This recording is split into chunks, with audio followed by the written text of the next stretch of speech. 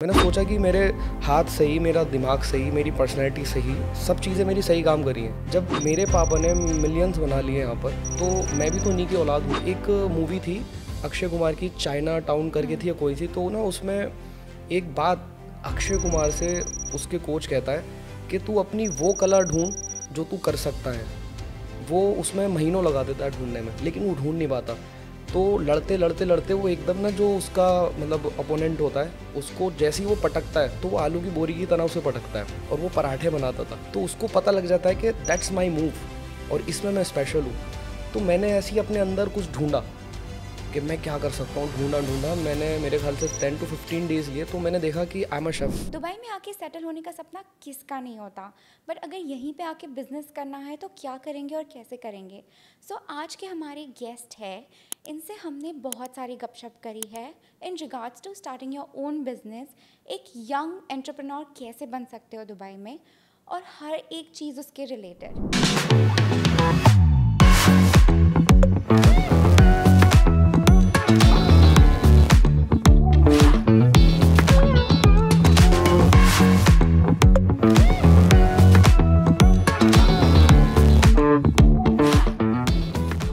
So please let us welcome Rahil Ahmed, the founder of Swoop Brothers.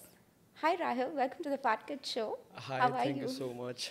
First of all मुझे बहुत अच्छा लगा that you are inviting me here and I am here and I feel so great to be here. आप बहुत दिन से travel कर रहे थे, उसके बारे में बताएं, कहाँ कहाँ गए थे?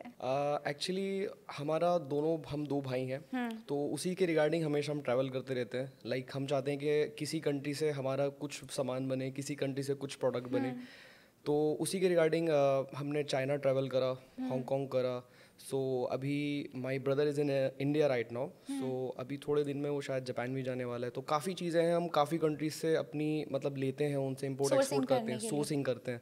हमारे गुड्स जो हैं काफ़ी कंट्रीज़ में बनते हैं। तो अभी क्या है ना, basically we are making sue brothers, मतलब प्रॉपर अपनी ही ब्रांडिंग में हम सारी चीज़ें लॉन्च करने वाले हैं, चाहे वो जीन्स हो, टी शर्ट्स हो या शर्ट्स हो, वट एवर द थिंग्स जो भी हम अभी सेल आउट करते हैं, तो वो सारी चीज़ हम उसमें अपने ही ब्रांड की उतारने वाले हैं इंशाल्लाह विद इन अ मंथ, और may be it might take 2 months only. इंशाल्लाह। सो अच्छा राहिल, हम पहले कि स्वूप ब्रदर्स और उसकी जर्नी के बारे में जाने, मुझे आपके बारे में बताएं। पढ़ाई कहाँ कंप्लीट करी, दुबई कब आए? Basically right now I M 25, और पढ़ा लिखा मैं ज़्यादा नहीं हूँ, बट मैं कह सकता हूँ कि मैंने 12th पास आउट करी है। कॉलेज आई नहीं गए? नहीं, कॉलेज नहीं गया। मेरा सपना बहुत था कॉलेज का, बट एक हमारे इंडिया में होम है जो बड़े प्यार से हमने बनाया था, तो कह सकते हैं शायद इस चीज़ को कि मैंने गलत करा या अच्छा, बट मुझे नहीं पता। बट उस घर को बनाने के चक्कर में मैंने अपनी पढ़ाई छोड़ दी और मैं अपने फादर के बिज़नेस में आ गया, क्योंकि हमारे ना घर में जो लड़के हैं वो ज़्यादातर बिज़नेस में हैं, और हर कोई बिज़नेस को प्रेफर करता है। हम शायद कह लो कि हमारा दिमाग लगता नहीं है पढ़ाई में इतना, लेकिन बिज़नेस में अल्हम्दुलिल्लाह सबका अच्छा है। बट मेरा शुरू से बिज़नेस में भी नहीं था। मेरी एक लाइफ एक बहुत ही ज़्यादा पैथेटिक लाइफ थी। मतलब फैमिली के पास सब कुछ था, बट उस पर मैं ऐश लेता था अपने। लाइक मेरे पास कुछ करने को नहीं था, मतलब हर जगह से कोई ताने मिलते विजन थे। नहीं था? विजन नहीं था, और थोड़े वैसे कामों में पड़ गया था बहुत ज़्यादा। कोई ऐसा नहीं कि कोई अल्कोहल टाइप का, ऐसा कुछ नहीं, बट बहुत ज़्यादा यारी दोस्ती, और मतलब डेट्स आवारागिरी डेट्स पर बेसिकली। जाना, बहुत सारी चीज़ें था मतलब। तो उन चीज़ों पे ना बहुत ज़्यादा मैं तंग आ गया था। मतलब मम्मा पापा, इवन मेरा भाई मुझे कभी भी नॉकआउट कर देता था, भाई what are you doing, you should do something. और छोटा वाला भाई है छोटा ना? वाला भाई, कितने साल ही छोटा? Is just 24, I am 25 right now. तो कभी भी नॉकआउट करता था, पापा भी कुछ भी कह देते थे। तो बहुत सारी लाइफ में वो होती रहती थी मेरे हलचल। तो उसमें जाके फंसा गया था मैं, और फंसता ही चला जा रहा था, बट कभी कुछ सोचा नहीं अपने पर बारे में। तभी कोई गाइड करने के लिए नहीं था आपको, गाइड, दोस्ती? मैं आपको एक बात बताऊँ, मेरे दोस्त थे, बहुत अच्छे थे, और बेसिकली मैं ना दोस्ती नहीं करता था, लेकिन मैं था किसी और काम में, मतलब लाइक डेट्स वगैरह ये सब, गर्ल्स पार्टीज़ ये सब चीज़ें, तो बहुत अलग चीज़ थी मेरी ये। गाइड मेरे वालिद साहब बहुत अच्छा करते थे मुझे, लेकिन उनकी बात में समझ में नहीं आती थी। एक एज होती है सबकी। तो बहुत अच्छा पापा ने गाइड करा, लेकिन समझ में आए जब तो हम कुछ करें तो कुछ कर ही नहीं पाते थे, बस सुनते थे और बस ठीक है ओके फाइन, एक दिन करा, छोड़ दिया। और आपका छोटा भाई कैसा था तब? छोटा भाई क्या था, बेसिकली वो भी इतना पढ़ा लिखा नहीं है। तो वो 8th उसने करा, और 8th के बाद ना उसने साफ हमारे पापा से कह दिया कि पापा मुझसे पढ़ाई नहीं होगी, मुझे बिज़नेस करना है, आप मुझे बिज़नेस में लगाएं। आप यकीन मानें कि वो पढ़ने में बिल्कुल ज़ीरो था, और व्हेन ही स्टार्टेड मतलब जो वो बिजनेस में एंटर हुआ तो उसने बिल्कुल प्लान ही चेंज कर दिया। मतलब पापा डेली के पैसेंजर थे दुकान पे जाने के लिए, और उसने 1 महीने में ऐसा टाइम लाके खड़ा कर दिया कि समझे आपके पापा 2 महीने 3 महीने भी नहीं जाते थे तो काम होता था। धीरे धीरे धीरे पापा की आदत ही ख़त्म हो गई, और अल्हम्दुलिल्लाह उसने बिज़नेस को हमारे बहुत अच्छा ग्रो करा। हमारा ये सेम बिज़नेस नहीं था। हम तो डैड का बिजनेस क्या है? डैड का बिज़नेस एक अस्तर होता है, वो जीन्स में लगता है, हाँ। जीन्स की पॉकेट्स में लगता है, उसको अस्तर बोलते हैं। तो उसका हमारा कट पॉकेट का अस्तर था। अच्छा। तो वो अल्हम्दुलिल्लाह काफ़ी उसने ग्रो अप करा था। तो बेसिकली आप पहले से क्लोथिंग लाइन में ही हो? हमारा खानदानी काम कह सकते हैं आप इसको, बहुत शुरू से हमारा ये काम है, करेक्ट। जीन्स का मैन्युफैक्चरिंग, ये सब चीज़ें। तो ये सब हमारी नसों में है, ये कह सकती हैं आप। और छोटा वाला भाई शरारती था? छोटा वाला पढ़ने में बिल्कुल नहीं था। अच्छा, मैं जो ना पढ़ने में थोड़ा अच्छा था, एवरेज कह सकते हैं, लाइक 60-65 वाला बंदा था मैं। अरीब जो था मेरा छोटा भाई थोड़ा सा लो था, लेकिन माशाल्लाह वो बिज़नेस में बहुत हमेशा से अच्छा रहा है। स्टिल अगर आप कहें तो हमारा जो सू ब्रदर्स है, समझिए मैं सिर्फ सू ब्रदर्स का एक तरह से चेहरा भी हूँ, और बाकी हमारे मशवरे दोनों के साथ में रहते हैं। लेकिन सू ब्रदर्स की जो पूरा स्ट्रक्चर है ना, वो अरीब ने डिज़ाइन करा हुआ है, जो मेरा छोटा भाई है। मतलब पूरा उसने, समझे हम किसी भी कंट्री में हो, कहीं पर भी हो, आधी रात हो सुबह हो, हमारा काम रुकता नहीं है, कंटिन्यू चलते रहता है, just because of him. He is so minded, like हम कह सकते हैं कि बनिया है वो छोटा सा।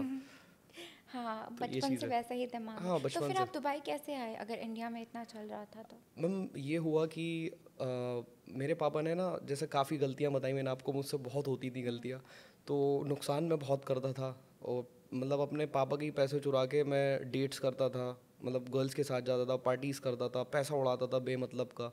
तो एक दिन, वैसे तो पापा मुझे नालतियाँ देते ही रहते थे कंटिन्यूसली कि तू कुछ नहीं करता, ये नहीं करता। अच्छा, मम्मा मुझसे बहुत प्यार करती हैं, मतलब मम्मा इतना प्यार करती हैं, मैं कोई हद नहीं है माँ का जो प्यार है। इवन मेरी माँ मुझसे सबसे ज़्यादा प्यार करती है, जबकि मैं बड़ा हूँ। मेरी छोटी सिस्टर भी है, शी इज़ 11 आई गेस, तो उससे भी कोई नहीं प्यार करती है वो जितना मुझसे करती है। तो वो हमेशा मेरी साइड लेती थी, होता है ना लाइक ममाज बॉय, तो हमेशा साइड लेती थी बेचारी। तो कहती थी अरे नहीं नहीं, सुधर जाएगा सुधर जाएगा। तो नालतियाँ कंटिन्यूसली मिलती थी। तो पापा ने एक दिन मुझसे कहा कि मैंने 5,000 का लॉस कर दिया था।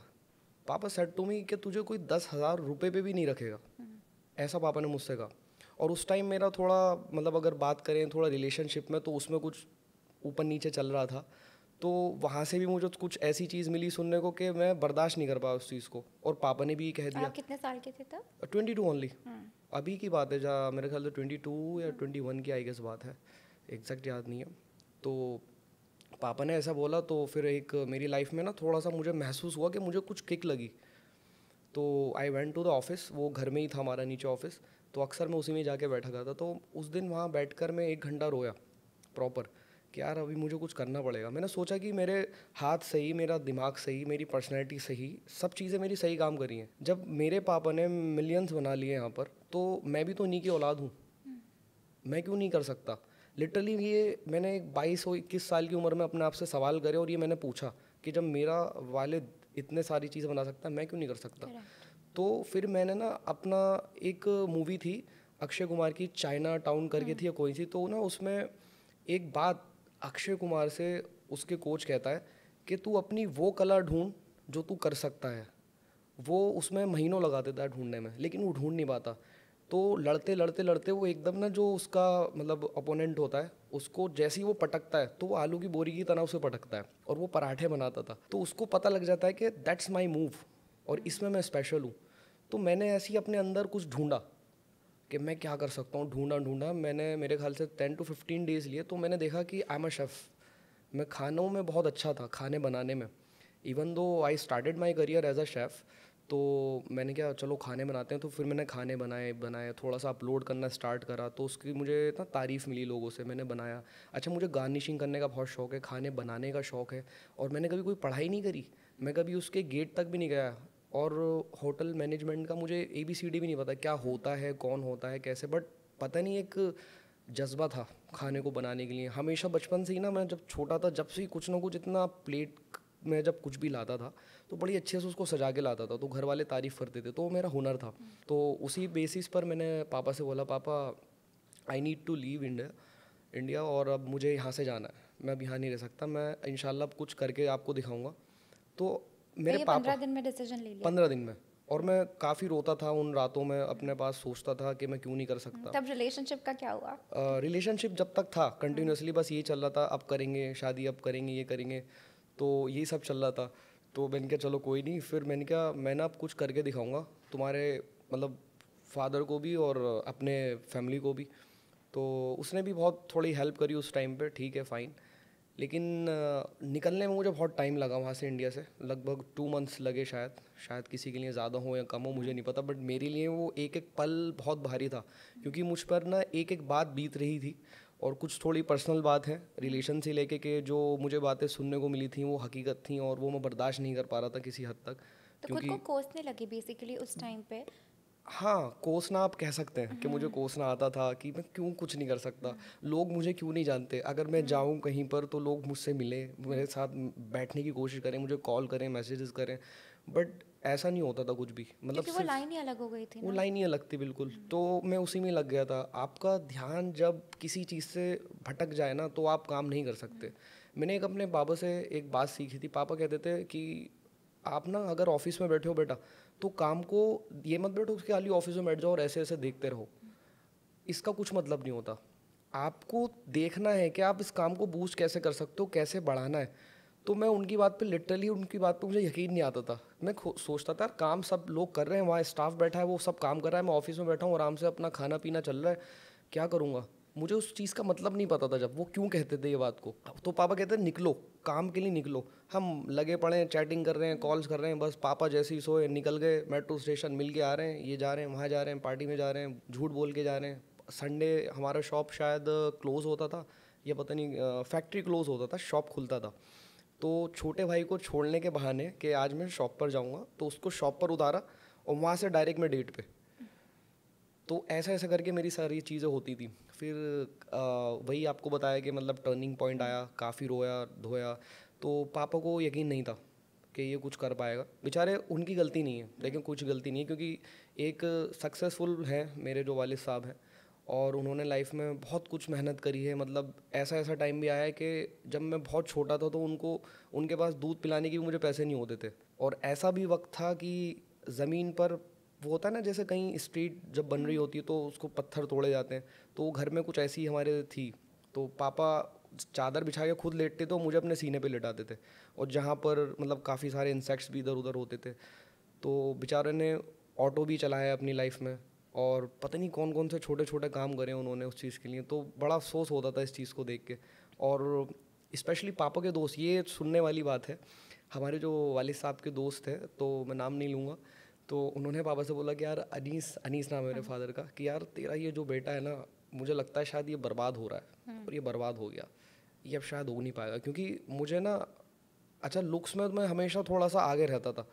तो होता है, देखें बड़े लोग होते हैं वो समझ जाते हैं कि ये बच्चा किस दिशा में जा रहा है। तो वो कहते हैं नहीं यार ये बच्चा तेरा बेकार हो गया, ये शायद कुछ कर नहीं पाएगा अपनी लाइफ में। तो मैंने अपने पापा को एक बार अपनी मम्मा से कहते हुए सुना कि यार फ़रहत, मुझे बड़ा अफसोस होता है कि हमारा राहिल ख़राब हो गया, और मुझे बड़ी उम्मीदें थी इससे कि मेरा बेटा ये करेगा, मेरा बेटा पायलट बनेगा, ये बनेगा, वो बनेगा। तो ये उसी 15 दिन के बीच में मैंने सुनी थी बात, तो बड़ा अफसोस हुआ। खैर बड़ी मिन्नतें करके निकले वहाँ से बड़ी मुश्किलों से। तो last time when I was at Indian airport, Indira Gandhi airport, तो दोनों मम्मा पापा मुझे छोड़ने गए। तो पापा को तो पता था कि मैं कुछ कर नहीं पाऊँगा, क्योंकि मैंने हमेशा बड़ी लग्जरी लाइफ जी है, बड़ी लग्जरी, मतलब किसी चीज़ की हमारे वालिद साहब ने हमें कमी नहीं होने दी, सब चीज़ें मुहैया कर दी पहले ही लाके, तो कमी किस चीज़ की होती। तो मम्मा ने सिर्फ मुझसे लास्ट टाइम वो गले लगी, और गले रखते हुए ना वो मुझसे रो गई। और even right now I am getting goose bumps on that, क्योंकि मुझे वो याद है वक्त और वो पल। तो मेरी माँ मुझसे बोली कि बेटा देख, मैंने तेरे लिए हमेशा साइड ली है तेरे बाप से, तो अब मुझे निराश मत करना, और अब कुछ करके ही आना। मुझे पता है तेरे पापा को तुझ पे भरोसा नहीं है, क्योंकि और हकीकत भी है, नहीं करना भी नहीं चाहिए, लेकिन ये पकड़ पैसे। तो पापा ने मुझे सिर्फ $1000 दिए थे। आई हैड ओनली $1000, और फ्लाइट टिकट्स वगैरह वो सब होके, तो इतना ही था मेरे पास, $1000 लिक्विड कैश। तो मेरी मम्मा ने गले लिपट के मुझसे बोला, मैंने कुछ कहा नहीं उनसे, और मैं मुड़कर फिर हल्का सा रोके ऐसे करके मैं सीधा चलता गया। मैंने कहा हाँ मम्मा ओके फ़ाइन। तो आए और हमने टर्की गए थे हम सबसे पहले, मैं अकेला ही था बिल्कुल। आप सोचें, मुझे सिर्फ इंग्लिश भी मेरी प्रॉपर अच्छी नहीं थी, मैं कैसा था क्या नहीं था। टर्की चला गया।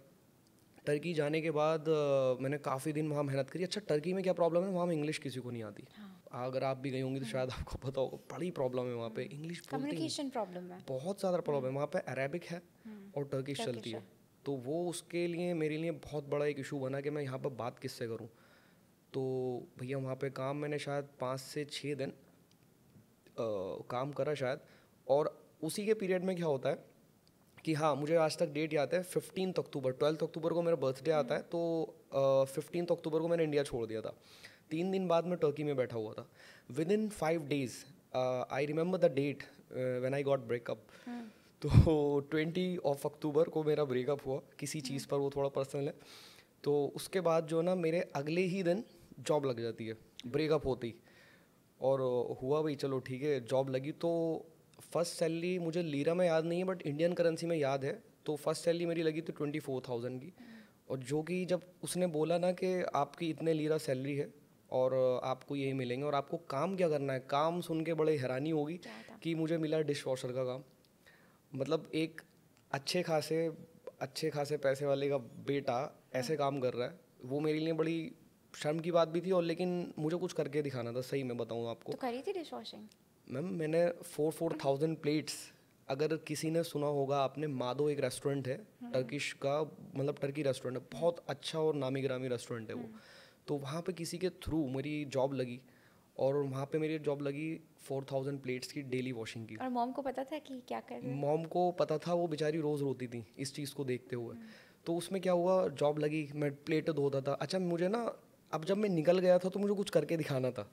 आप लिटरली यकीन माने, मेरा ब्रेकअप हुआ, ठीक है, मेरे यार दोस्त, मैं किसी से कांटेक्ट में थे सब, लेकिन सबको बंद, किसी से कोई बात नहीं, किसी से कोई कॉल्स नहीं। मेरी छोटी बहन है, वो मुझसे बहुत प्यार करती है, मैं उससे बात नहीं, बड़ी है उससे छोटी, उससे बात नहीं, भाई से बात नहीं, मम्मा से नहीं, पापा से नहीं, किसी से भी बात नहीं। मैं अपनी ही लाइफ में मगन हो गया था और मुझे उसके अलावा कुछ नहीं दिखता था। मतलब मैं खुद हैरान हूँ, आज सोचता हूँ कि आज मेरे पास इतनी सारी चीज़ें मुझे डिस्ट्रैक्ट करने के लिए हैं, लेकिन उस टाइम मैंने बिल्कुल सब हटा दिया था।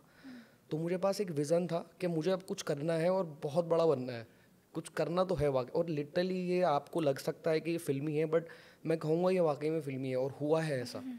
तो डिश वॉश करी, डिश वॉश करने के बाद 4,000 प्लेटें धोई, 9 घंटे की ड्यूटी होती थी। तो उसमें क्या होता था, एक शेफ़ था आमिर ऊबे या आबे नाम था उसका, तो रात में आता था। तो जब मेरा शिफ्ट ऑफ होता था तो उसका टाइम होता था। वो थोड़ा ना मुझे दिखने में सिंपल सोबर लगता था कि ये मुझे कुछ कहेगा नहीं अगर मैं देखूंगा। आप यकीन माने, मैं उसको 7 घंटे अपना इतनी मेहनत करने के बाद उसको खड़े होकर देखता था कि how he cuts the vegetable, how he cuts the food और whatever the things. Cooking में इंटरेस्ट था। तो उसने मुझे 13 दिन तक नोटिस करा कि ये करता क्या है मुझे देख के। तो एक दिन उसने पूछा, मेरे बारे में खबर निकाली कि ये आता कब है और जाता कब है। तो उन्होंने बताया कि सर इसकी ऑलरेडी ड्यूटी ख़त्म हो जाती है, ये अपना इस टाइम के बाद आपको देखता है खड़े होकर। तो उसने जब इंक्वायरी निकाली, उसने बेचारे ने मुझे मतलब जो 14th डे था उस दिन उसने मुझे ऑफ़र करा, please hey bro just come, अपनी टूटी फूटी उसमें मैं आया, कहता प्लीज़ कट दीज टोमेटोज़, अगर आप मुझे देखते हो डेली। मैंने कहा हाँ आई कैन डू दैट। और मैं रोज़ देखता था उसे। तो मैंने जो एवरेज देखी थी वो मेरे ख्याल से 10 से 15 मिनट में 3 kg टोमेटोज़ कट करता था। तो उसने मुझे दिए और मैं बड़ा एक्साइटेड, मैंने कहा आज तो टमाटर काटेंगे। तो आप यकीन माने, मैंने अपना टाइमर सेट करा, सिर्फ 8 मिनट्स में मैंने वो 3 किलो टमाटर खट खट खट खट करके काट दिए। And he was so happy. और उसने कहा आप मुझे क्या क्या बनाते हो देखते हो, मैं आपको फ्री विल देता हूँ, जो जो आपने मुझे बनाते हुए देखा है अब तक 13 दिन में, आप मुझे बना के दिखाओ। तो उसने मुझे दिया कि फ्री विल है तुम्हारी, बनाओ। तो मैंने कुछ चीज़ें तो उसमें नोटिस करी थी। आप यकीन माने कि मैं आज तक हैरान हूँ वो मैंने बनाई कैसे। मुझे कभी कभी पता है क्या ऐसा लगता है कि जब मैंने इंडिया छोड़ा तो मेरी माँ की दुआएं मेरे साथ थी, अल्लाह ने तो मेरा बहुत साथ दिया है, लेकिन मैं समझता हूँ हर पल मेरी माँ ने मेरे लिए बहुत दुआएं करी हैं, बहुत। तो ऐसा लगता है कि शायद कोई फरिश्ता अल्लाह ताला ने मेरे साथ छोड़ा था, जो मेरे दिमाग में एक वही डालता था कि ऐसे करो वैसे करो ये करो। आपको एक सेकंड चांस मिला था, सेकंड चांस, हकीकत इसको कहेंगे कि सेकंड चांस मिला था। तो बहुत सारी चीज़ें उसमें थी, तो मैंने उसको बना के दिखाई, वो हो गया माशाल्लाह। He was so impressed. उसने कहा कि अब आप मेरे साथ काम करोगे, आप शू शेफ़ बनोगे। तो मैंने काम स्टार्ट करा वहाँ पे। तो फिर वीज़ा में मेरे कोई प्रॉब्लम आ गया, तो मुझे फिर ना वहाँ से ये हो गया भाई आपका वीज़ा नहीं लग पाएगा, आपको जाना पड़ेगा। तो पापा ने कहा देखो मुझे तो पता था। पापा ने फिर एक मारा झापड़ सा एक तरह से, तो आ जाओ बेटे। पापा ने बहुत फोर्स करा कि नहीं आ जाओ, तुम नहीं कर पाओगे, रहने दो, आ जाओ, ऐसा होगा। मैंने और कहा कितने पापा दिन काम करा था वहाँ मैंने शायद महीना काम करा था, आई गेस पूरा मंथ हो गया था मुझे। तो मम्मा ने फिर से फोर्स करा, नहीं he is doing his best, just let him do, let him do. तो पापा ने कहा चलो ठीक है, देते हैं चांस इसको। और मेरा देखो, इसका ये मत समझना ना कि मेरे पापा बहुत बुरे हैं, वो बहुत नहीं अच्छे हैं। आज अगर वो 10,000 वाली बात नहीं कहते ना, तो मैं आज आपके सामने नहीं बैठा नहीं नहीं, होता। फॉर श्योर आपको लिटरली धक्का चाहिए था, वो उन्होंने मुझे दे धक्का दिया। चाहिए था, और मुझे पसंद है कि मुझे कोई किक करे। और बाप हो तो फिर तो बात ही क्या है फिर। तो वहाँ से निकला, हम निकलने के बाद फिर ये हुआ कि हमारे पास कोई वो नहीं था ऑप्शन कि मैं कहाँ जाऊँ कहाँ नहीं जाऊँ। तो थक हार के पापा ने बोला कि तुम चलो दुबई चले जाओ। दुबई, अच्छा मैं दुबई आने से हमेशा कतराता था, मुझे गर्मी की वजह से प्रॉब्लम होती थी कि नहीं नहीं कर पाऊंगा, यहाँ कुछ है भी नहीं, मेरा दिल भी नहीं लगता था दुबई में। तो शारजा एयरपोर्ट पे मैं उतरा आके, और आप लिटरली यकीन माने सारे बैग्स के साथ मैं वहाँ खड़ा था, और I was just looking there and there there, मैं कहाँ जाऊँ। Literally I had no one to discuss about it कि मुझे कहाँ जाना है, मुझे कहाँ जॉब मिलेगी, कुछ नहीं पता था। तो एक कोई फरिश्ता सा बेचारा एक आदमी आया, मैं नाम लूँगा, मिस्टर करीम उनका नाम है, बेचारे बहुत अच्छे हैं, मुंबई के हैं हमारे वो। तो उन्होंने मुझे देखा मैं परेशान हो रहा हूँ, तो उन्होंने कहा आओ मेरे साथ, मैं आपको लेके चलता हूँ, वहाँ पे आपको सस्ता पड़ेगा। तो बेचारे वो अपनी जगह लेके गए, उन्होंने खुद नीचे ज़मीन पर सोए, मुझे सुलाया उन्होंने, फिर मुझे उठा के नाश्ता कराया। तो उस दिन के बाद से काफ़ी चीज़ें हुई ऐसी, तो उठ के हम चले गए, सब हो गया। तो जहाँ मैं रहता था, बेड स्पेस पे आके रहता था, 500 उसका आई गेस रेंट था, और पैसे मेरे ऑलमोस्ट मेरे टर्की वर्की में खर्च हो गए, शायद $200 थे मेरे पास जब मैं यहाँ लैंड हुआ शारजा या दुबई में।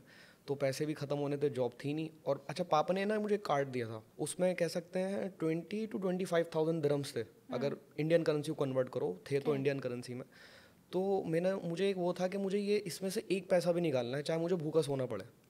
तो 200 दिरहम्स, और क्या करें अब उसको, बिल्कुल मैं ना उस पर आ गया था यार, मुझे अब इसको बचाना है जितना हो कटौकटी से सके। जीना। हाँ, क्योंकि वो तो लगी नहीं थी ना जॉब, और यहाँ पे क्या है, ट्रायल जब करते हैं तो कोई पैसा देता नहीं। Correct. तो उसी चीज़ को लेते हुए मैं बहुत सारी मेहनत करी उसमें कि ढूंढूं जॉब। और यहाँ पे डीमोटिवेट बहुत कर जाता है दुबई में।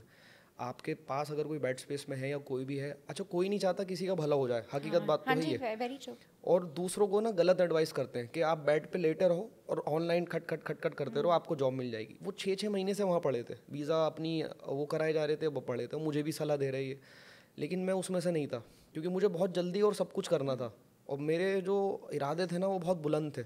अगर उन बुलंदियों को मैं जल्दी नहीं पकड़ता ना, तो मुझे छोड़ के चली जाती। एटलीस्ट मुझे ऐसा भरोसा था कि एटलीस्ट मेरी इतनी सी तो, उनकी 1 इंच तो मैंने शायद उन्हें पकड़ ही रखा है। क्योंकि पता है क्या, अगर आपकी लाइफ में आपके दिल में जज्बा है ना किसी चीज़ को करने का, तो वो जज्बा काफ़ी है। और आजकल तो वो जज्बा भी नहीं होता, छोटी मोटी बात तो सब कर लेते हैं, हम ये करेंगे वो करेंगे, करना ज़रूरी है। वो कहते हैं ना उसका डायलॉग है कि कहीं से कहीं पहुंचने के लिए कहीं निकलने बहुत ज़रूरी है। तो उस चीज़ को फॉलो अप मैंने कंटिन्यू करा। तो वहाँ से मेरी जॉब वगैरह लगी इस चीज़ में, तो काफ़ी सारे इसमें हसल्स आए। तो जॉब क्या कर रहा था? जॉब मैंने वहाँ पे उसकी करी थी, शेफ़ की। शेफ़ से पहले, शेफ़ तो बहुत बाद में ना, सॉरी, उससे पहले मैंने करी थी वो मॉपिंग की। हाँ, दुबई में भी सबसे आगे पहले मेरी मॉपिंग की लगी थी। इसके बीच में काफ़ी मेरे वो आए थे, कहीं पर मैं जाता था। अच्छा एक चीज़ और, लोग आते हैं यहाँ पे कहते हैं जॉब्स नहीं मिलती, नहीं मिलेंगी, आपको डिफरेंट सोचना पड़ेगा। लोग आते हैं कि भाई हमें किसी भी चीज़ में रख लो, मैं भी उसी जगह पे था, मैं भी कहता था मुझे किसी चीज़ में रख लो, लेकिन मैंने एक स्टैंडर्ड ढूंढा। एक पोजीशन पे लिए राहिल 1000 लोग आते हैं यार, एक वैकेंसी डालो 1000 लोग अप्लाई करते हैं। हाँ, तो कौन आप देखता कैसे स्टैंड आउट रहते हो, वो बहुत ज़्यादा डिपेंड करता है। बहुत मैटर करता है। तो मैं जहाँ पे भी जाता था, मैं कोई ऐसे नहीं कि किसी भी छोटे से रेस्टोरेंट में गया और कहा कि मुझे झाड़ू पे लगा लो, नहीं। मुझे पैसे की कमी नहीं थी, भले से पैसा मेरे पास नहीं था, लेकिन मेरे मन में पैसे की कमी नहीं थी कि मुझे पैसा कमाना है, नहीं। मुझे अपनी फेम चाहिए थी, मुझे अपना एक एम चाहिए था कि मुझे लोग जाने। रिस्पेक्ट पेरेंट्स की, मेन चीज़, पेरेंट्स की रिस्पेक्ट और दुनिया की रिस्पेक्ट, कि वो मेरी इज्जत करे कि मैं हूँ क्या आज। पैसे से मतलब नहीं था। आप तो यकीन माने, जो मेरी सैलरी आती थी तो वो मैं अपने स्टाफ में डिवाइड करता था जहाँ पे मैं काम करता था। क्योंकि क्या होता है ना, यहाँ पे काफ़ी लोगों से मिला, वो 1.5 साल हो जाता है उनको आए हुए, और वहाँ पे ऐसे भी लोग थे कि सिर्फ ड्यूटी करी, ड्यूटी के बाद जाके एक बेड स्पेस में पर्दा डालते हैं, पर्दे में घुसा, हाँ डार्लिंग कैसी हो, ये सब उसमें लग जाते हैं वो लोग। लेकिन मैं उनको देख के बड़ा हैरान होता था, यार ये क्या करते हैं। तो उन बेचारों को ना बुर्ज खलीफा तक नहीं देखा था उन्होंने, बासमती राइस बेचारों को उनको नहीं मिल पाते थे। तो मैं क्या करता था, जैसे सैल्मन फिश होती थी, ये सब होती थी, अपनी सैलरी से वो लिया, उनको मैं दे देता था ऐसी, और मैं बस खुश रहता था। एक छोटा सा अमाउंट अपने लिए बचाता था, और उस अमाउंट को लेके जाता था मैं बहुत ही अच्छे 5 स्टार कैफ़े में या किसी भी लॉन्ज में या होटल में जाके बैठता था और देखता था वहाँ की सराउंडिंग्स को। ये काफ़ी फेमस है स्लैंग, बट ये मुझे अपनी लाइफ में मैंने जब से अप्लाई करा ना, मुझे मज़ा आता है। मैं सोता बिल्कुल नहीं हूँ 24 आवर्स में। I sleep only 5 to 6 hours. ये बहुत मैक्सिमम बता दिया मैंने आपको। अब भी मैं अगर कल से कैलकुलेट करूँ तो मैं शायद 3.5 घंटे सोया हूँ शायद, और आई एम हियर। तो ये सारी चीज़ें मतलब आती रहीं लाइफ में और हम करते रहे, इसमें आगे बढ़ते रहे थोड़ा थोड़ा सा। तो जॉब तो काफ़ी सारी करी है मैंने, और अभी ये बिज़नेस बे में है एक नबी कैफ़े करके। तो हमें क्या है, हमेशा हम अपने बॉस खुद रहे हैं अपने घर के। तो उसमें हम बैठे हुए, एक बार हमें जॉब लगी बड़ी मुश्किल से, तो वहाँ पे जब बॉस एंटर हुई तो मैं खड़ा नहीं हुआ। तो उसको ये बड़ी अजीब सी लगी बात, वो अपने आप में थी, ईरानी थी वो नबी कैफ़े उसका ही नाम है शायद। तो उसको बात बुरी लगी। ठीक है भाई, उसने रात को मुझे मैसेज डाला, अपनी कन्वेंस से उसने भेजा बस में। बाद में उसने मैसेज डाला कि ना आपको कल से कंटिन्यू नहीं करना है because you don't know how to respect a boss. मैंने कहा मैम व्हाट हैपेंड। उसने बताया कि ऐसे ऐसे हुआ है। मैंने उसके सामने इतना गिड़गिड़ाया उसी फ़ोन पे, मैंने रोते हुए वो भेजी उसको वॉइस नोट। वो मानी नहीं, बिल्कुल नहीं मानी। उसने कहा कल आओ, अपने आप 300 दिरहम्स लो और आप चले जाओ, हम आपको नहीं रख सकते। उस रात में बहुत ही रोया था। दुबई ने मुझे बहुत रुलाया वाकई में, क्योंकि मैं अकेला था और मुझे ना पता है क्या है, मैं बहुत ज़्यादा मतलब बंद हूँ अपने में। मैं किसी को अपनी बातें नहीं बताता कि मैं किसी को कॉल करूँ, अपनी माँ को, अपने भाई को, बहन को, अपने दोस्त को, यार मैं ऐसा फील कर रहा हूँ, मेरे साथ ये हुआ। जैसे होती है ना गर्ल्स होती हैं, एक दूसरे को बताती रहती हैं सारी चीज़ें। मैं बड़ा कोऑपरेटिव हूँ, ओपन अप नहीं होता, मैं अपनी चीज़ अपने में ही रखता हूँ। तो क्योंकि पता है मैं समझता हूँ मुझे उससे एक पावर मिलती है, और मैं वही चीज़ मुझे उठाती है रोज़ सुबह कि यार करो, ये तुम्हें करना है। तो उस रात बहुत ज़्यादा रोया मैं, क्या करूँ क्या करूँ। अगले दिन मैं पैसे लेने गया, उसके बावजूद भी मैं कह रहा ma'am please try, I can do this, I can give you my best and like that. She says no, आपको कुछ नहीं हो सकता, आप जाओ यहाँ से। तो ऐसे बहुत जगह मिले मुझे। एक दुबई मॉल में था कोई कैफ़े, कोल्ड कैफ़े था, तो वहाँ पे मैंने कोई पास्ता बना के, उस सारे शेफ़ ने मुझसे किलस रहे थे। सो मैं था फॉर्मल वेयर में अपने, तो वो कहते तुम्हारे पास ढंग का कोट भी नहीं है। उन्होंने मुझे घेरा और बीच में मैं खड़ा हो गया और कहते तुम यहाँ पे, उन्होंने कोई अब्यूसिव वर्ड यूज़ करा कि तुम यहाँ पे हमारा ये बनाने आए हो। मैंने कहा नो। कहते तुम्हारे पास ढंग की ड्रेस भी नहीं है, तुम्हारे पास ये नहीं है, वो नहीं है, तुम्हारे पास स्किल्स नहीं है, तुम्हारा बावला बना रहे हो, ये कर रहे हो, वो कर रहे हो, यहाँ से ना जितनी जल्दी हो सके निकल जाओ, वरना अच्छा नहीं होगा तुम्हारे साथ। ऐसे करके उन्होंने मुझे थ्रेटन करा और मैं बस अपने आंसू रोक रहा था और मैं सोच रहा था क्या क्या होगा मेरे साथ। बस मैं वहाँ से निकला और बस उसके निकलते ही मैं फिर रोना चालू। और मैं सोचता था कि मैं इतना रोता क्यों, मैं तो लड़का हूँ एक, मतलब थोड़ा सा सोचा जाए।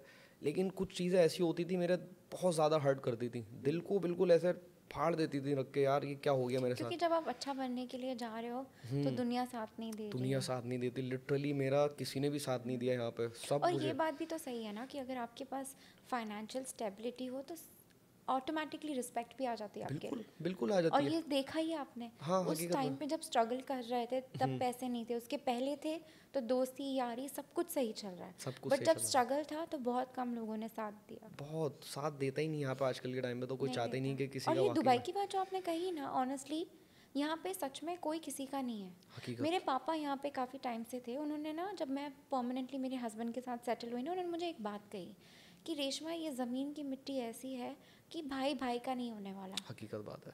कोई तुम्हें चाय पीने के लिए पूछेगा नहीं, तुम्हें कुछ नहीं। बहुत I have ऐसे seen- कम लोग होते हैं जिसको अच्छी दोस्ती मिल जाती है, बट ये जेन्युइनली हमने भी देखा है कि इतनी नहीं टिकती है। नहीं टिकती वाकई में, बड़ा अजीब सा यहाँ का माहौल है। और और जैसे प्लस पता है राहिल, यहाँ पे सब कमाने आए हैं।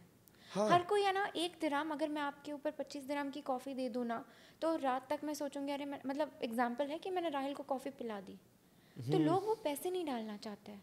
अपने इंडिया में कैसे चाय पिला दी, हाँ चल दोस्ती यारी में चाय पिला दी, ये हर चीज़ कैलकुलेट करते हैं, जो कि वो भी गलत नहीं है क्योंकि उनको अपने घर पे भी पैसे भेजने हैं। ज़रूर और ज़रूर, स्ट्रगल बहुत है, बहुत ज़्यादा यहाँ पे कहते जॉब का हैं। डर है। वाकई में हम जॉब करते हैं, हमें पता नहीं कल निकाल दिया तो, हकीकत है। ये सही में डर लगा होता है। इनके रूल्स भी रखे रह जाते हैं। ऑनर को जो करना है वो करेगा। हाँ, हम भी कर ऐसे देते ही हैं है। कभी कुछ हमें करना होता है तो। कहते हैं ना कि दुबई में पानी भी पैसों का है। हाँ सही यहाँ कहा। पानी भी नहीं पिलाता है कोई। अगर आप किसी की शॉप पर जाएं, अच्छा बेसिकली पता है क्या हुआ है, थोड़ी सी जैसे मेरे लाइफ में यहाँ पर जब आने के बाद मैंने अपनी एज अ स्टाफ मैंने अपनी देखी कि भाई मेरे साथ ये गलत हो रहा है, ये सब चीज़ें हो रही हैं। और बहुत सारी चीज़ें थी कि हमें अकोमोडेशन नहीं मिलती थी प्रॉपर, हमें खाना प्रॉपर नहीं मिलता था, सैलरी टाइम पे नहीं होती थी, और बॉस कैसे बात करते थे सबसे गाली बक के या कैसे भी करके अब्यूजिव, मतलब बहुत सारी चीज़ें थी। तो उस चीज़ को हमने अपने पास इम्प्लीमेंट करा, उसमें बहुत सारी चीज़ें आ जाती हैं। तो अल्हम्दुलिल्लाह इस चीज़ से हम पूरे साफ़ हैं कि जो चीज़ें मैंने देखी हैं वो हम अपने स्टाफ को ना दें। तो मेरा यही रहती है उसमें, जैसे काफ़ी चीज़ आ गई, लाइक सैलरी टाइम पे देना, एक अकोमोडेशन देना, एक फ़ूड का अलग से अलाउंस देना, ट्रांसपोर्टेशन देना। तो वैसे तो हमें ट्रांसपोर्टेशन की ज़रूरत नहीं पड़ती क्योंकि हमारा पास में ही है सारी चीज़ें। तो इन चीज़ों को बड़े ध्यान में रखते हुए करा कि जिन पर मैं बीता हूँ वो मैं अपने आगे ना बीतने दूँ। स्टाफ को हैप्पी रखो, वो खुश रहें, उनके साथ ऐसे बात करो कि वो बॉस है ही नहीं कि भाई हैं। तो ऐसा सीन रहता है कि हम भी स्टाफ के साथ ऐसे रहते हैं। मतलब आप ये सोचें, रेस्पेक्ट की अगर बात करी जाए कि आई एम द बॉस, मेरा भाई भी बॉस है, आई एम 25 और हमारे यहाँ हम हमसे बड़े काम करते हैं। लिटरली मैंने आज तक अपने भाई से भी उनके बारे में ये बात नहीं करी होगी कि भाई XYZ क्या तू पैसे दे दे या कुछ भी। मैं कहता है हाँ उन भाई ने ये काम करा है, मतलब पर्सनली भी ये बात करते हैं। राहुल, मैं यहाँ पे ना एक बात ऐड करना चाहूँगी। जब से आपका शॉप ओपन हुआ था, आप इंस्टाग्राम पे फेमस हुए थे, मेरे हस्बैंड काफ़ी टाइम से आपके शॉप पे आ रही है, आपको पता ही है। बिल्कुल बिल्कुल। तो इनिशियली मुझे याद है अभी भी कि आप चाय कॉफ़ी के लिए इवन कस्टमर्स को पूछते यस हैं, यस जो यस। कि आपका इतना बड़ा कोई लुई विटॉन का जितना बड़ा स्टोर तो है नहीं। वो भी नहीं पूछते शायद हाँ, मेरे वो ख्याल भी से। नहीं पूछते, हाँ करेक्ट। आई एम तो नॉट मुझे श्योर। वो चीज़ बहुत अच्छी लगती। मुझे हाँ याद है कई कई बार मैं अपनी गाड़ी में बैठी रहती थी और वो अपना शॉपिंग करने के लिए आ जाते थे।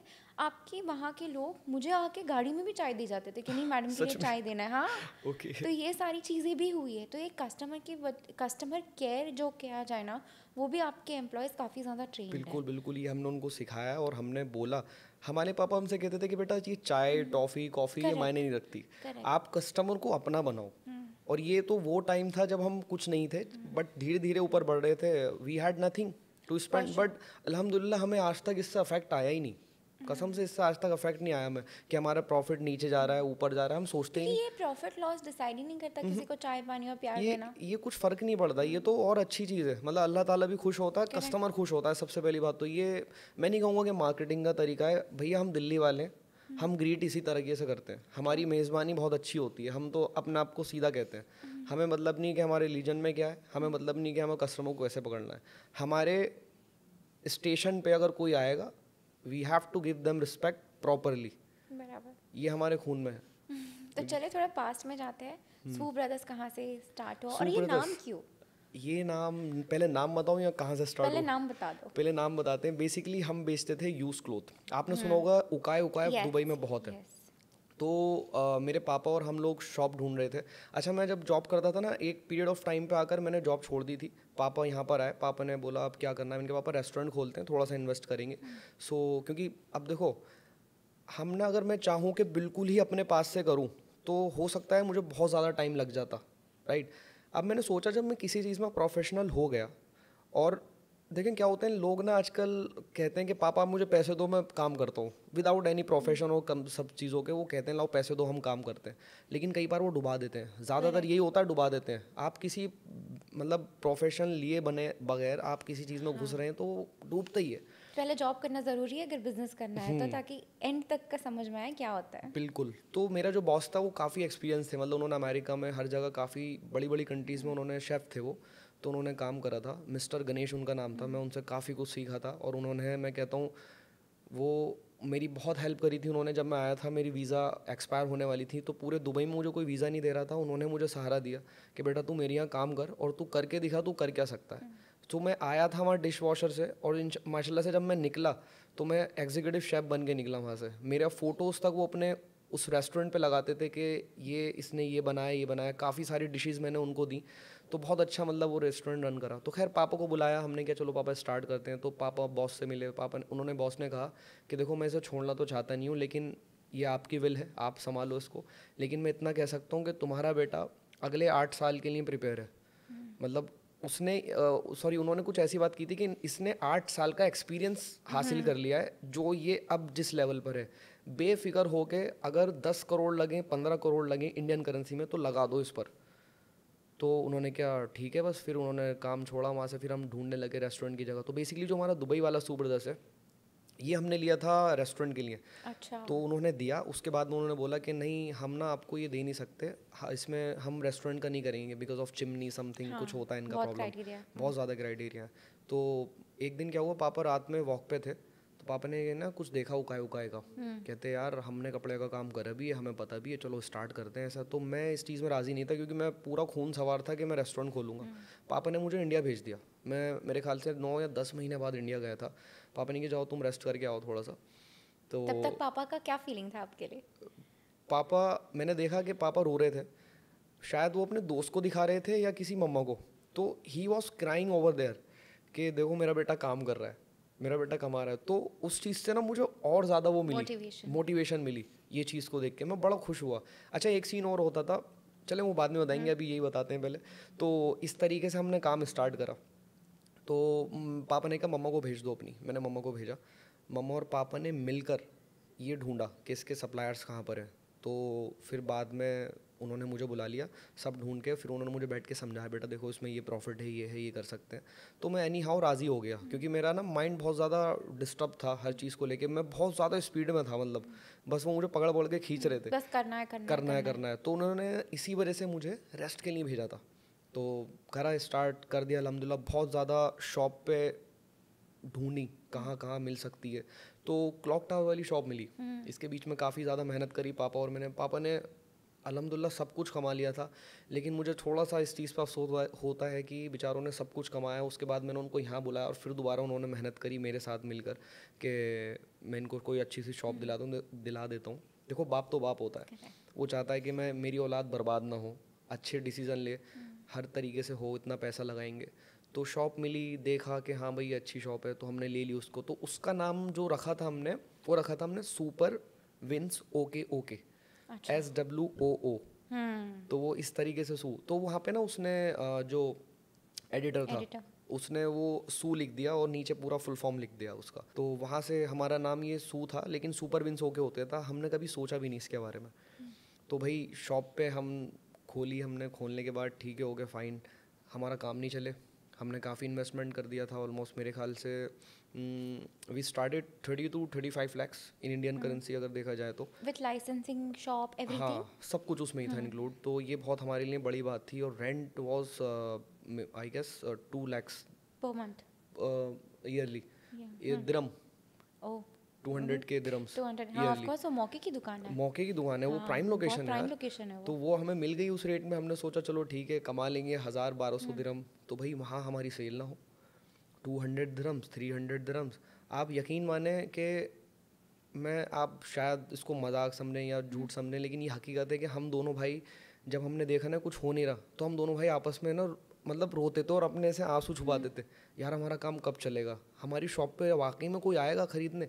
मतलब 200-300 की दिरहम क्या होती है, आपका 1200 दिरहम का तो डेली नुकसान हो रहा है, करेक्ट है ना। तो आपका इतना नुकसान हो रहा है, 1200 दिरहम सब दीवा वीवा लगा कर स्टाफ लगा के आपका नुकसान हो रहा है, आप 200 दिरहम कुल कमा रहे हो, आप कमा भी क्या रहे हो, सेल हो रही है, वो कमा तो है ही नहीं रहे और घटा ही रहे हैं उसको। तो इस चीज़ को सोच के हम रोते यार कैसे करेंगे यार, हमारी दुकान पे भी अरे ग्राहक आएंगे, कस्टमर्स आएंगे जो हमसे खरीदेंगे माल, हमारी रोज़ तो 200-300 दिरहम की सेल होती है, क्या ऐसा हो सकता है कि कस्टमर आएंगे वो बहुत सारे हमारी ये हो जाए। तो एक बार ना हम भाई लोग बैठे थे साथ में, तो हमने ऐसे ही हिसाब लगाने लगे कि अरे अगर हम 3000 दिरहम्स की डेली सेल करें तो कितना बैठेगा। तो आप यकीन मानो कि हम ना सोचना बंद कर दिया था, फिर मतलब कैलकुलेट करते करते रुक गए थे कि दिस इज़ इम्पॉसिबल, ये हो ही नहीं सकता। एक पॉइंट ऐसा आया कि हमने पहले जोड़ा डे, फिर वीक, फिर मंथ, फिर ईयर, फिर 2 साल 3 साल, तो फिर हम ना अरे नहीं भाई पीछे आओ, कहाँ जा रहे हो, ये तो बहुत हो जाएगा फिर 3000 दिरहम्स। तो जोड़ा तो मैंने कहा हाँ भाई बहुत हो जाएगा, चलो पीछे आते हैं। फिर बहुत ज़्यादा मेहनत, एक शार्जन डिस्टिल है 6, एक बैटरी वाली साइकिल्स होती हैं, ये थी मेरे पास। तो हम पुराने कपड़े बेचते थे, आप बिलीव करें मैं क्लॉक टावर से धूप में, उस टाइम धूप बहुत होती थी, अब तो शायद कम है या पता नहीं, क्योंकि अब फील नहीं होता मैं कहाँ धूप है कहाँ नहीं, बाहर नहीं निकलते बिल्कुल। अब ऐसे ही रहता। तो उस टाइम में साइकिल पे 25 kg का बैग होता था, वो मैं इंडस्ट्रियल 6 में जाता था, उसको लेकर मैं वहाँ से कड़ी धूप में बिल्कुल क्लॉक टावर तक वापसी आता था। एक तरफ छोटा सा रास्ता बस से क्रॉस करता था, उसके बाद अंदर कई बार ऐसा भी होता था कि जैसे ही मैं इंडस्ट्रियल एरिया में पहुंचा तो वहाँ पे ना बहुत सारे गड्ढे खड्डे, तो उसकी वजह से बैटरी ज़्यादा कंज्यूम होती थी। तो मतलब वो बैटरी ख़त्म, फिर मैं पैदल जा रहा हूँ घसीटता हुआ पसीनों में तर, और सिर्फ एक 25 kg का बैग कि मैं अपने 150 द्रम्स बचा सकूँ सिर्फ वहाँ से यहाँ तक आने के लिए। तो उसको बचाने के लिए मैं वहाँ जाता था, माल लाता था। मेरा छोटा भाई बेचारा वो अपनी दुकान को साफ़ करता था, मैं ऊपर बैठ के प्रेस करता था उसको, क्योंकि यूज़ थे सबसे पहले तो बहुत सारी उसमें मेहनत करते थे हम लोग के, इसको ऐसे करके बेचना है, इसको ऐसे करके। तो ऑलमोस्ट कहते हैं ना कि किसी चीज़ के 100 एग्ज़ाम्स हैं, 100 हैं उसके, कि उसको अगर किसी लेवल पे पहुंचना है तो 100, हमने 150 दिए मेरे भाई ने और मैंने। इसके बीच में बहुत सारी बातें, ऐसे तो बहुत लंबी हो जाएगी, लेकिन कुछ बातें यही हैं कि जैसे हम देते गए एग्ज़ाम्स, तो हमने सारी क्रॉस कर दी थी। हर बिज़नेस में ना प्लेस, प्रोडक्शन और आपकी प्राइस का सीन रहता है, तो हमने सब कर दिया था। हमारा प्रमोशन तो प्रमोशन नहीं रहा था हमारा, प्रमोशन बिल्कुल नहीं था, प्राइस अच्छा था। 4 P's ऑफ बिजनेस। हाँ, 4 P's होते हैं बेसिकली वो। तो उसमें यही था कि हमारा प्रमोशन नहीं था, सारी चीज़ हो गई थी, प्रोडक्शन हो गया, अच्छे प्राइस हो गए, प्लेस अच्छी थी, सब चीज़ हो गई, प्रमोशन नहीं करा हमने। और सारी चीज़ करने के बाद ऑफ़र लगाए। आप यकीन माने, हमसे कोई अगर 100 dirham की शॉपिंग करता था ना, हम 5 kg क्लोथ्स फ्री देते थे। और ऐसा टाइम भी आ गया, हमने 10 kg क्लोथ्स फ्री कर दिए थे लोगों के लिए, जो हमसे 200 की करे, 15 ऐसे कुछ करके। तो उसमें भी हमारा काम नहीं चला।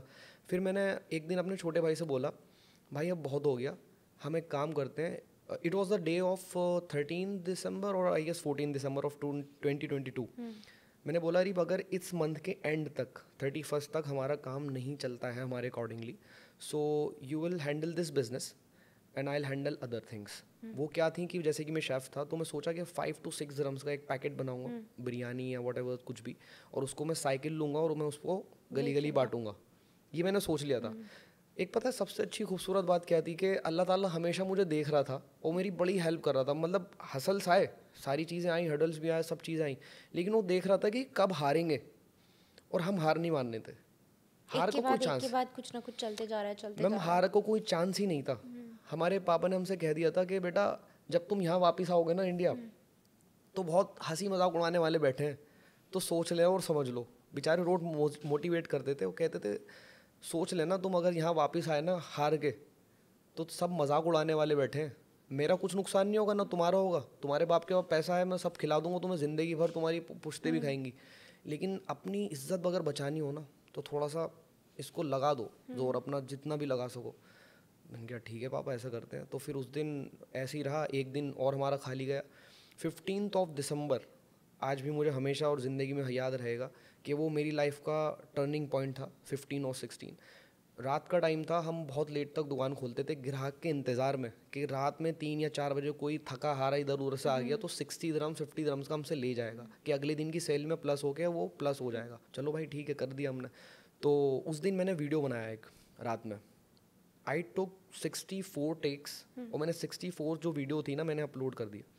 अपलोड करने के बाद मैं फिर से थोड़ा सा रोया, अल्लाह से दुआ हाथ उठा के मांगी कि अल्लाह ताला मेरा बिज़नेस चला दे, और कितने मुझसे मतलब इम्तिहान लोगे आप, और ये सब वो सब। मैंने बहुत दुआएं करी, नमाज़ पढ़ी, नमाज़ पढ़ के मैंने दुकान बंद करी। फजर की नमाज़ पढ़ के ही मैं जैसे अपनी दुकान से होता हुआ निकला, मैंने एकदम वो खोल लिया अपना टिकटॉक, वाईफाई से कनेक्ट था, वैसे पर्सनल वो नहीं था हमारे पास नेट। तो खोला तो उसमें देखा आई हैड 6 फॉलोअर्स ओनली जब मैंने वीडियो अपलोड करा था।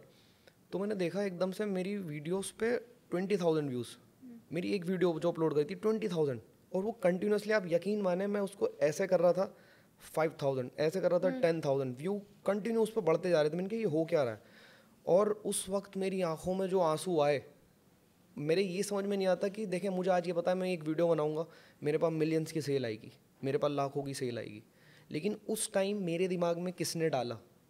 There was God, there was Allah who was telling me that एक एक व्यू के पैसे हैं, अब तुम्हारा इंतज़ार ख़त्म हुआ, नाउ लेट्स डू इट।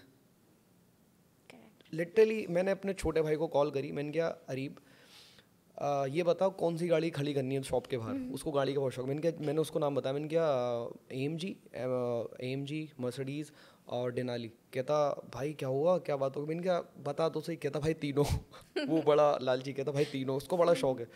मैंने कहा अच्छा चल ठीक है, अभी टिकटॉक खोल के देख। तो उसने देखी, तो भाई ये असली में हमारी है वीडियो? मैंने कहा हाँ, मैं दिख नहीं रहा, मेरी शक्ल पहचान भी नहीं आ रही तुझे?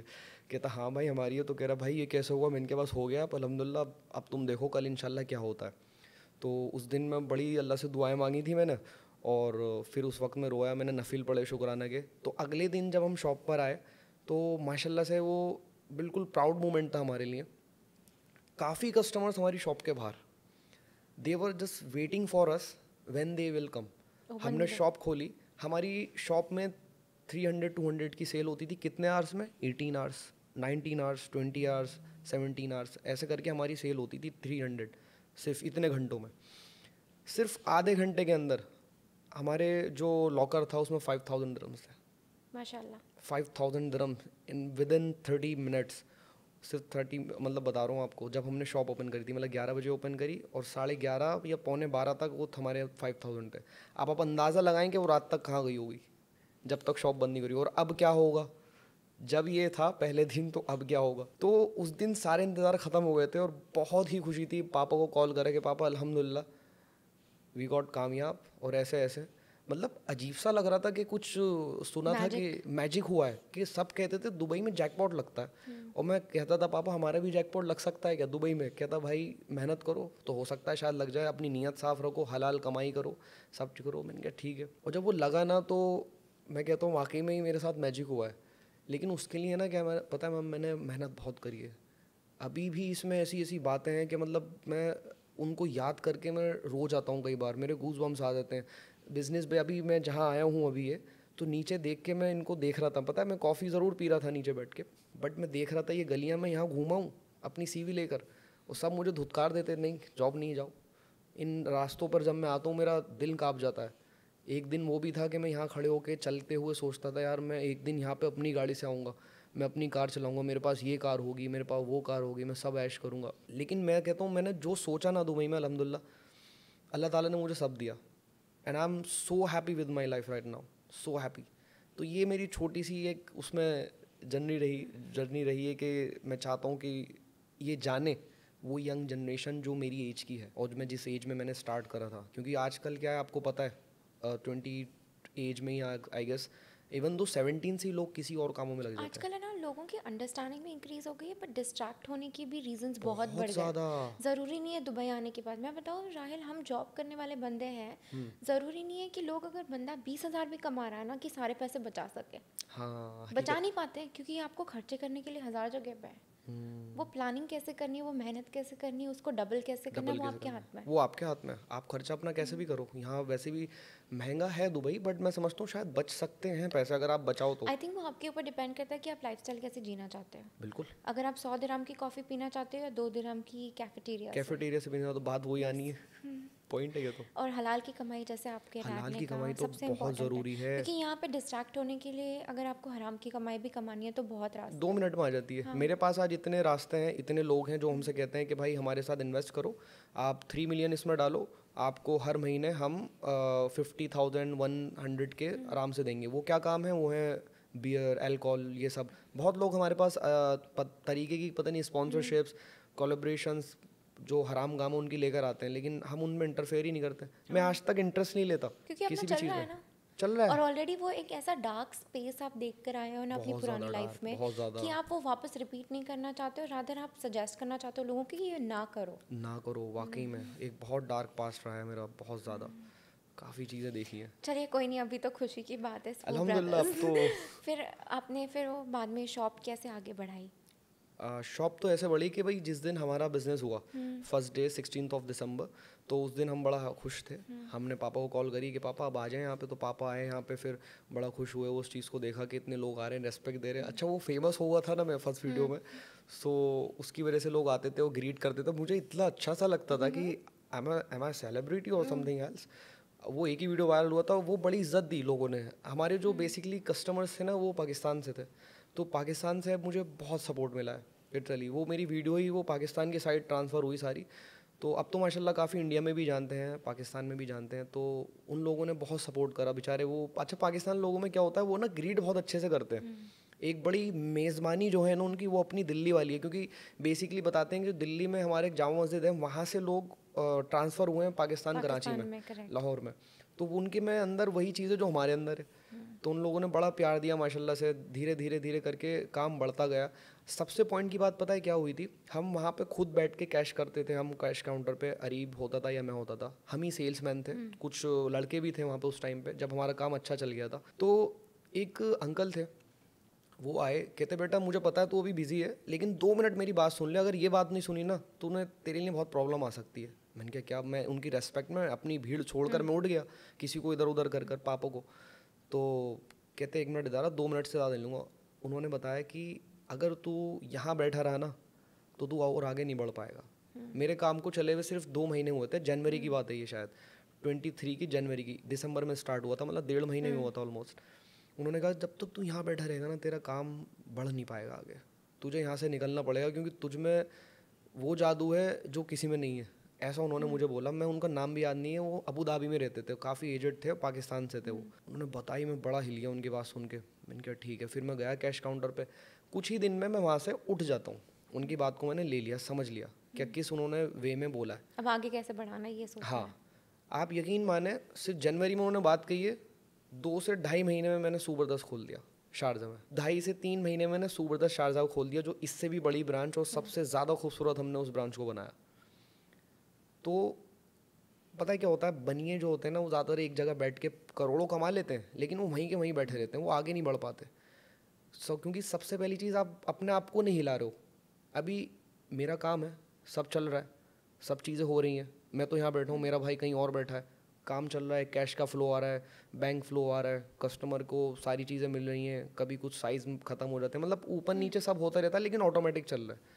तो ये सब स्टाफ की वजह से हो रहा है प्रॉपर। तो एक सिस्टम दिया है ना, अगर मैं वहाँ पर होता तो अरे भाई मैं हूँ, आ जाओ आप माल लेकर, मैं यहाँ बैठा हूँ।